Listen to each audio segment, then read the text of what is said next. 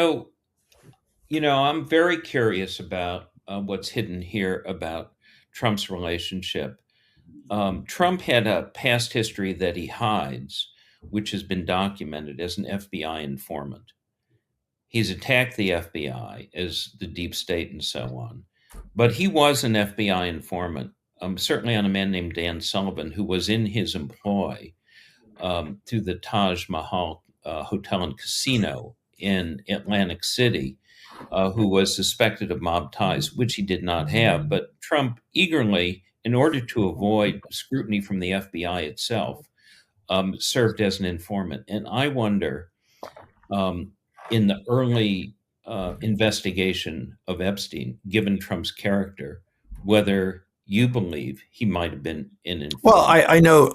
I know that's what Epstein believed. Epstein believed that in 2004 they had this disagreement over a piece of real estate, a significant disagreement, and Epstein began to threaten Trump.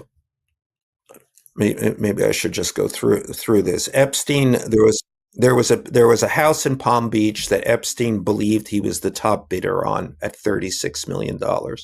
He brought his friend Trump with him to look at the house and advise him on moving the swimming pool. His friend Trump immediately went behind his back and bid $40 million for the house and got it.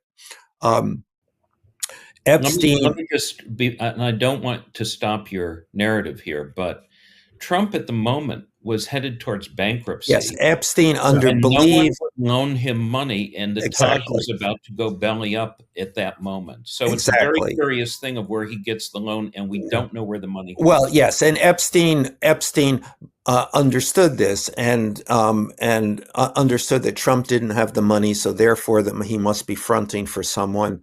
And Epstein began to make noise that he was going to sue Trump and reveal this and go to the press. Who did he think he got the money from? The man who ultimately bought the house. So Trump bought the house for 40 million. Less than 2 years later, it was sold for 95 million to a Russian oligarch named Rybolev.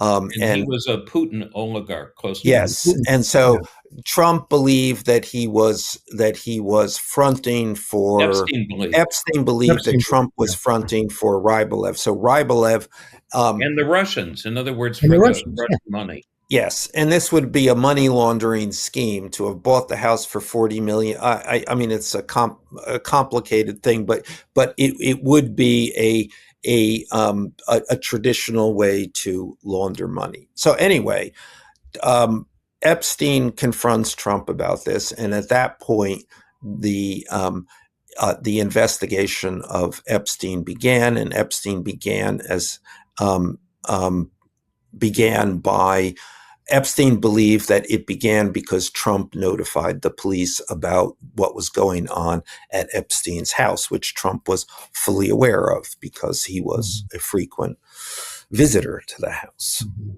So Epstein believed that Donald Trump was an informant, or in Trump's own words, a rat. Yes, Um, and Epstein told you this. he did. Mm. mhm. And what was his view of Trump for serving as um, Front man. a snitch?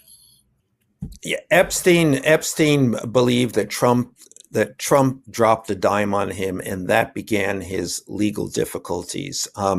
And that's, I think, a significant window into Donald Trump. But the perhaps the broader point is that Trump was aware of what was going on in Epstein's house for a very long time before this, and because of that awareness, which he had not previously disclosed, he then used that against Mhm. Epstein. But he'd also been a participant, as Epstein showed through the photographs he displayed to you.